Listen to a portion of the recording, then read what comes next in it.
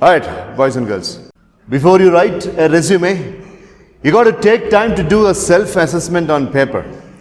Remember, you were a different person when you are doing your 10th grade and 12th grade and when you are doing undergraduation. But right now you are way superior.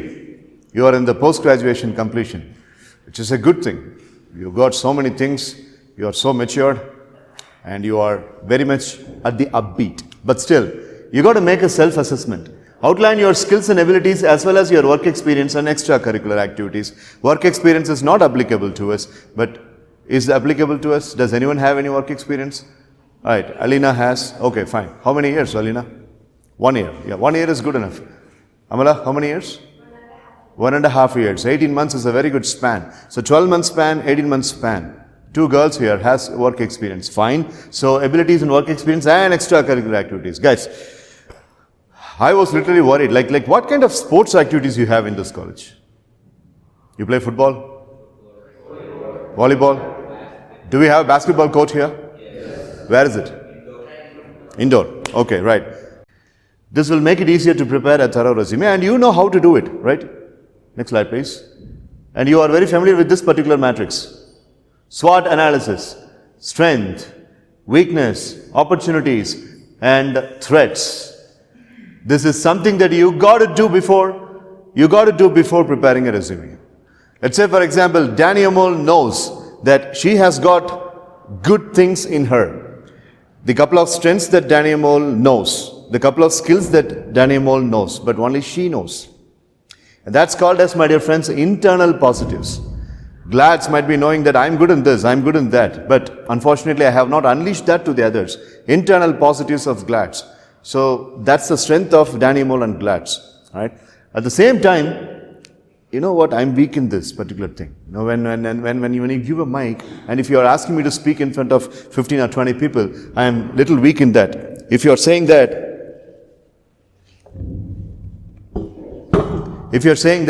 then it is your internal negatives, that is your weaknesses.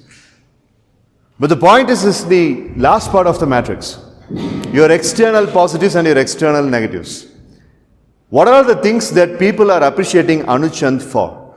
What are the things for which Ajay is appreciated for? Helen is appreciated for? Gauri is appreciated, or Lakshmi, or Jude, whoever it may be. What are the points you people are appreciated for? That, my dear boys and girls, is your external positives. You know what? In the external positives only, your occupation is hidden. When somebody is being appreciated for very good public speaking, that person can become a HR manager. When somebody is really appreciated for numbers, that person can become a wonderful financial manager, financial accounting professional. When somebody is solving a very good problem and making quick decision, well, that person can become a business analytics manager in the future. So likewise, your external positives for which you have been appreciated, your occupation is hidden somewhere, right? And on the contrary, I go and tell Gauri that, Gauri, you're 21 years of age and you got to change all these characteristics. You got to really think about altering all these characteristics and behavioral pattern. Please understand that. Now that weakness, and Gauri says graciously, okay, I'll definitely change. I'll take your suggestions. And now, this is an external negative of Gauri, and I, as a third person, also know this. This, my dear friends, is very, very dangerous. Threats. Threats is something that you need to change immediately. Because, like a bomb, it can erupt and it can really cause you in danger. Weakness can be changed, and it has time. Threats does not have time. If you say that, sir, I am very bad in English, I cannot speak without grammatical error. And if you say this when you are a UG student, that's a weakness. No problem, you have time.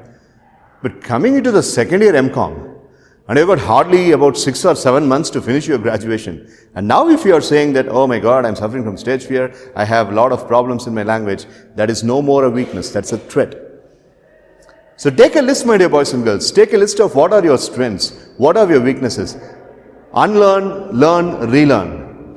Make a detox, make a reboot, and then start preparing your resume, please.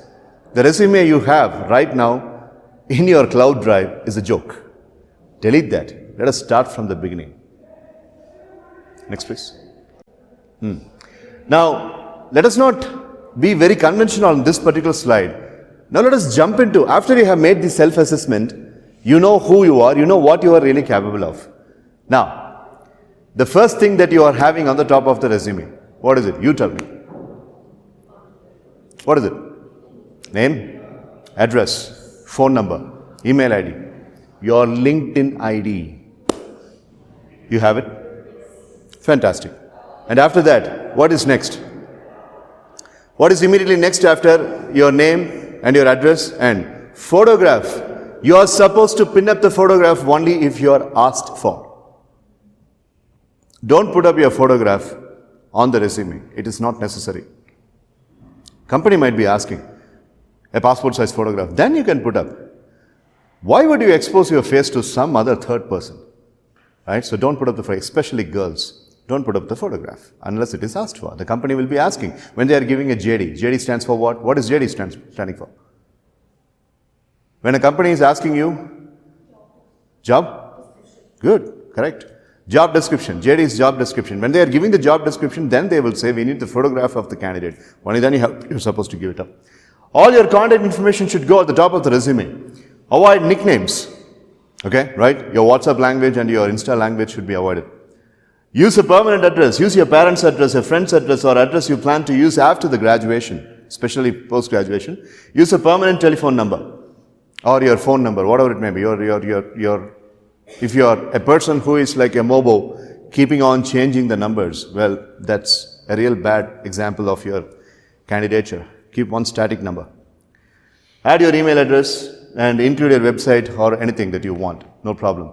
LinkedIn is must. And if you've got a website or if you've got any sort of app that you have designed for yourself, you can mention that. Done. And then comes, what is the career objective that you have written on the resume?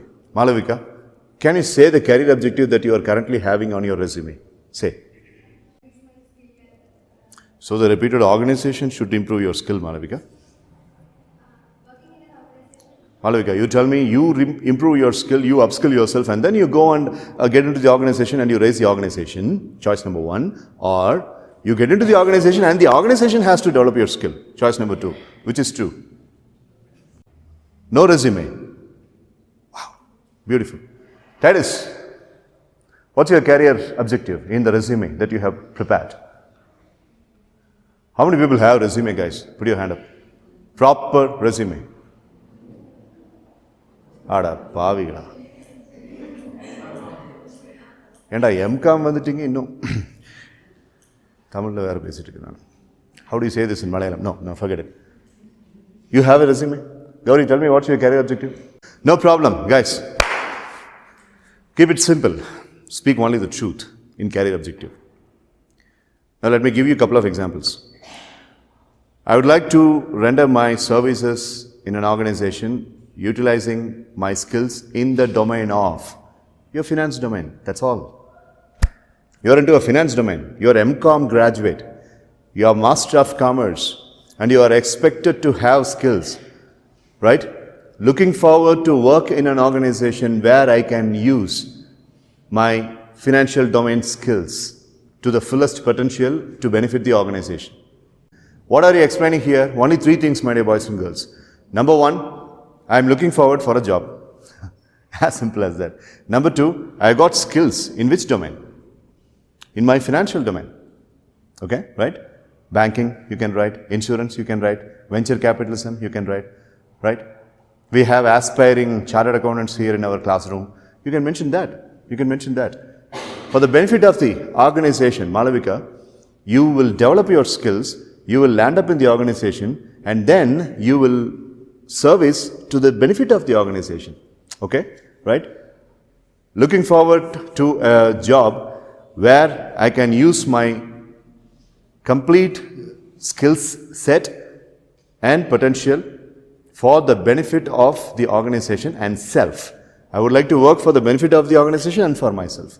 So here you are not lying, here you are not exaggerating, here you are not writing any hocus pocus things. You are straightforward. That's all. Tailor your objective to each employer, your target, every job you seek. I want you to forget the last statement of this slide. That is not applicable now. Be specific about the job you want. For example, to obtain an entry-level position within a financial institution requiring strong analytical and organizational skills. How about that particular thing? I specifically wrote this to fit financial domain. You people, this particular career objective is tailor-made for you.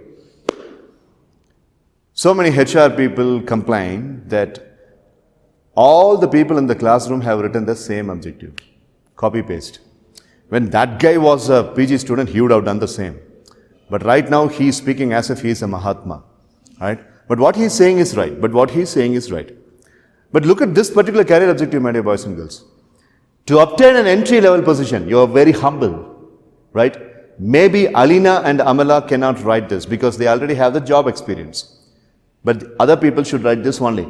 With a financial institution, a bank, an insurance company, or any other financial institution that is offering financial corp services, requiring strong analytical and organizational skills. Look, you're looking for analytical skills? I have that. You look for organizational skills? Yes, I have that. This is what is communicated in this career objective. So make a simple career objective like this.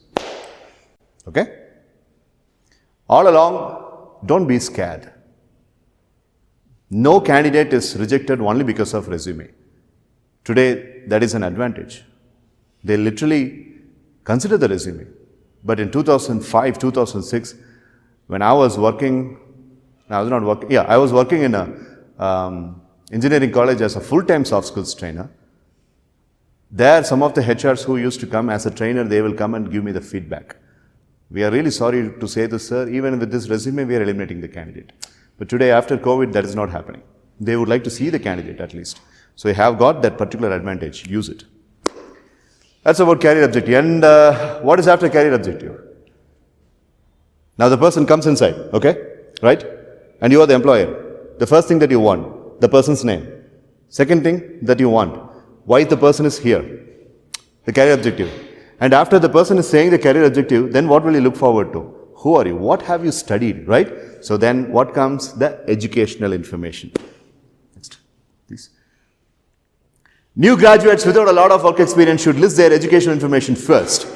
Alumni can list it after the work experience section, Amala and Alina. Your most recent education information is listed first. Include your degree, MCOM or MCA or BSc or BA, major institution attended, and add your grade point. Mention your academic honors. It should start with MCOM only. MCOM, university, MG University, right? MG University and the percentile that you are currently holding. Your course, the college, the university affiliated to, and the percentage. UG, the same thing. And then if you are a diploma graduate, that comes. But if you are a school graduate, 12th grade, 10th grade. 12th grade, name of the school, hyphen, percentage you obtained. 10th grade, name of the school, hyphen, percentage you obtained. Educational information, finish. Alright? Now, you know the name of the person, you know the career objective of the person, you know the education of the person. You know everything. Now what's next? Work experience, if you have. I'm saying, if you have done some internship more than 5 months, I'm saying then we will check whether you have that or not. If you have done internship for more than 5 months, that is also work experience, I'm telling you. Do we have that? The place where you worked, functionality of the work, yeah. Title of the position, name of the organization, location of the work, town and state, dates of employment, and slightly describe your work responsibility. And boys and girls, when you are switching over the company, this is what is the same format that you are supposed to use. Let's say Shima is getting placed by God's grace in a particular company after this training, and after 2 years, Shima is shifting from one company to the another, and she has to make a resume updation with this particular thing. Understood, Shima? Right. All this, my dear boys and girls, after you have done self-assessment. Okay? And please don't have any gimmickal kind of titles. Be very simple. Educational chronicles, educational credentials, educational British English, this, educational qualification. That's all. Keep it simple. Specific skill set. I want you to open up a topic called as skills set. What are the skills does Jude possess? Does Emil possess? Does Emil Matthew possess? What are the skills? Well, sir, I don't have any skill. Lakshmi, you answer this question. For an MCOM student, what do you mean by the skill? Technical skill, I believe. I mean. And if it is technical skill, in your opinion, what do you think it is? Certification. See, you got it. Nice. Bullseye answer. Your skill set. What are your area of specialization? When I was an MBA student, my dear boys and girls, my qualification is MBA and my doctorate is in counseling psychology. But before I call myself as a psychologist, a 24-year experience, soft skills trainer and all that, I'm only proud on saying only one thing. My mother course is, I'm an MBA graduate. Right? That is what is going to be. Now, I have other degrees also. Postgraduate diploma in labor law, postgraduate diploma in counseling guidance, a doctorate in counseling psychology, all that is secondary. But my clinical mother PG is MBA. Likewise, no matter how many times you are going to study in your life, your mother PG is MCOM. You are a commerce guy, commerce girl. So, your skill in that. In MBA, we used to have area of specialization, production, manufacturing, logistics, marketing, human resource, system. Do we have specialization in MCOM? Like it comes as taxation, right? Taxation and financial portfolio analysis, likewise. So then, what comes is, if you don't have specialization, simply write your skills. If you are good in tally, write you are good in tally. Expertise in tally. And as she mentioned, if you have got certification in tally, write certified in bracket. If you are good in balance sheet analysis, write that. It's your domain. And in your domain, whatever you are good at, you have to write that as a technical skills. Okay, so skill set and then subtopic is technical skills. You cannot say, sir, I don't have any technical skills. You definitely have technical skills. If you have done any certification courses on mainframe or .NET or AI or Python, whatever it may be, everything as far as your study-based technical skills should come under this title. Okay, now, after technical skills, what is the next topic that we are going to open up? Smart, good. Extracurricular activities after technical skills. But recently, my dear boys and girls, from 2017 onwards, in the past 7 years, I am training my PG students, specifically my PG students, and I am encouraging them to open up a separate topic. I'll say the topic, you tell me if you have some credentials on that. Paper presentations and intercollegiate participations. Fantastic. You have paper presentations? Yes. Then, please open up a topic called as paper presentations before extracurricular activities. Because paper presentation, if Jitu has gone to a college to present a paper, it means she is a very good public speaker. If Aparna has participated in a state level kind of a symposium, it means she has got a very good leadership skill. You see, my dear boys and girls, your leadership skill, your decision making skill, your problem solving skill can all be explained only in this particular title. Your involvement in other colleges. I've been to Cochin University for this and this. Put that. I've been to Kottayam to this particular college for this purpose. Put that. You went there for dancing and singing, that can be put up in extracurricular activities. But paper presentation, participating in a financial symposium, right? To join and to participate in a best finance manager competition, whatever the competition, even if it is a participation certificate, put that. So paper presentations and intercollegiate exposure, that's the title. Some HRs will say, this is too much information. Some HRs will say, this is very good information. Don't worry about the HRs. One Tom will accept it, another Dick will not accept it, another Harry will accept it, another James will not accept it. Because you cannot make everyone satisfied with your resume, people. Please understand that.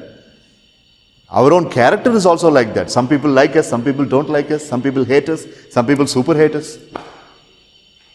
And then, as I was discussing, extracurricular activities. Sports. How many sports people we have here? Sports. You are good in cultural activities. You danced. You have sung songs in a couple of environments. You've been to some other college for some cultural activities. When you were in the school grade, maybe in the 8th grade or 9th grade, you won a fashion designing competition. You won a fashion dress competition. Everything counts. Sir, come on, sir. Can I mention all this in the resume? Yes, you have to. It is your credential and you have to. Who else will say so much proud about all this? You. You have to. Don't cut down anything. Even if it is primitive, mention that. They reject it, they accept it, who cares? But you put it up. You are assertively saying that I am good in this. Extracurricular activities. Next please, Joel. Now before references that Joel is showing, we have one more title, guys. Again I am saying the title. You tell me whether it is applicable or not. In whichever college I go to Tamil Nadu, this title is a very big title. Project details. Project details. You don't have project? In project details, my dear boys and girls, it is understood and it is giving a clinical information to the job provider that you have been working on something disciplined for some time. So that is why the project details. So segment this. How many people have got content for two titles? So I got content for paper presentations and I also got content for project details. How many people? Right, so many people. Good. So then segment it. Paper presentation. Let me explain what is paper presentation. I belong to Marian College. I go to a particular college. They have put me in a state level paper presentation or district level paper presentation. I made a paper presentation on a specific topic and I got a participation certificate. That is called paper presentation. Project. Let me explain what is a project. You take up a particular topic in your own domain and you are working on it, you are researching on it. If necessary, you have gone to the bank to collect some details of it. You have gone to the bank to collect some research details, some statistical details, some financial details, and then you submit a project report to the department. That's what I'm saying as project. That is there? Then you are putting up. Apart from this, my dear boys and girls, do you have anything to say about yourself? Extracurricular activities? Check. Co-curricular activities? Yes. Yeah, languages, correct. Taken. Extracurricular activities? Check. Co-curricular activities? Check. Project information? Check. Paper presentation? Check. Co-curricular activities. Co-curricular activities means any activity that is related to your studies.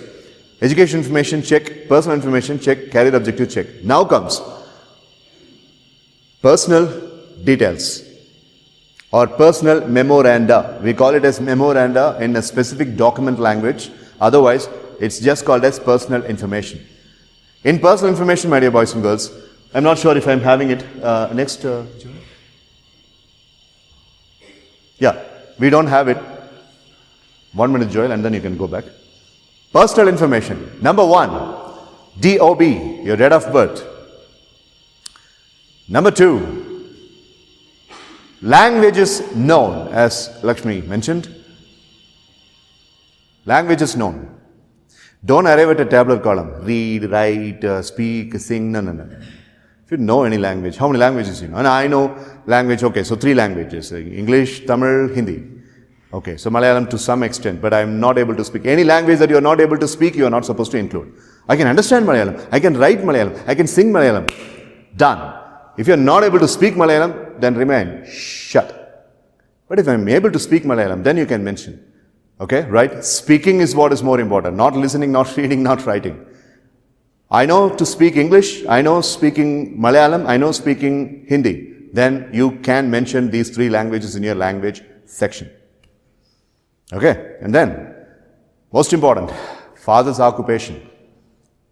Father's occupation or mother's occupation. If mother is also occupied, then mention that. Father, mother, father's occupation, mother's occupation. Some people go on and write blood group and their horoscope and all that. That's not necessary, guys.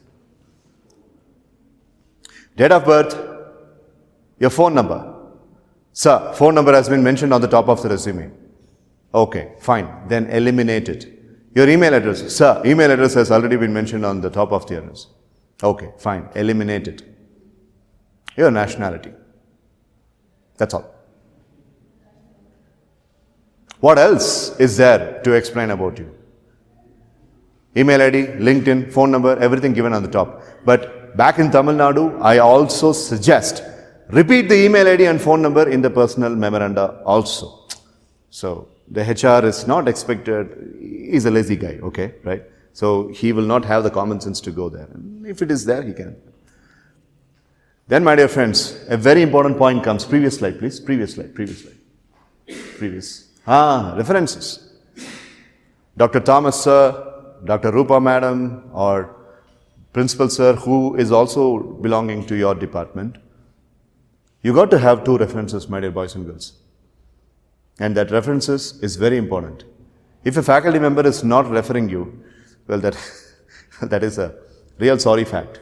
We got to have at least 1 reference. Dr. Thomas, head of the department, etc., etc., his phone number and his email ID. Reference number 1. Dr. So-and-so, the designation, phone number. References. Because if you are in the last section of being recruited, the one person they will call is the people who are in the references. We are about to select one Miss Malavika from your college. Tell us about them. When I was as a full-time faculty, most of the students have given my name as references, and I used to get flurry of calls. I used to get at least 65, 75 calls in a week from the companies. I'll good mouth about my own students, straight. So that's their responsibility. After references, my dear boys and girls, you are making a pledge, and that is called as what? Declaration. Smart, good. Declaration. I hereby promise that all the details I have furnished above are true and best of my information. You are promising that everything is true and you are not lying anything. This is more gospel, I would like to say. And then, after declaration, place, date, signature. Done. This, my dear boys and girls, is called as a proud resume of yours. Now we will run through a checklist, please. Resume checkup. Run a spell check on your computer before anyone sees your resume. Get a friend, an English major would do nice to do a grammatical review, but you don't need all that right now because you have got the apps. Grammarly is there and it will correct, it will have the autocorrect. Ask another friend to proofread. The more people who see your resume, the more likely that misspelled words and awkward phrases will be seen. Proofreading. Right? Alina's resume has to be checked by Shruti. Shruti's resume has to be checked by Lakshmi. Lakshmi's has to be checked by Kezia, so on and so forth. Have mutual understanding within yourselves. Then, well, these tips will be very quickly. I mean, for several years, at least for 2.5 decades, the resume's template has not changed at all. Use wide or off-wide paper. 8. Paper is the A4 paper's dimension, so you don't need to worry about it. Print on one side of the paper, use a font size of 10 to 14 points. Use non-decorative typefaces, choose one typeface and stick to it. Avoid italics. Italics is something that you are not supposed to include in resume at all. Bold allowed, normal allowed, italics never allowed. Please understand. Do not use horizontal or vertical lines, graphics or shading. Do not fold or staple your resume. You must mail your resume, put it in a large envelope. Staple is allowed, stapling is allowed. Again, I am saying, my dear boys and girls, with the level of cyber advancements, I would like to place this as a humble yet command to our girls here. Never put up your photograph unless you are asked for. Never, never. Any questions? And I want you to prepare resume in accordance with whatever we have discussed. All right? Fine. Thank you so much. 10:23. That's it. We'll go for a break. And after that, we will have our last and final activity of our training program. Okay? Right? Thank you. Bye-bye. See you.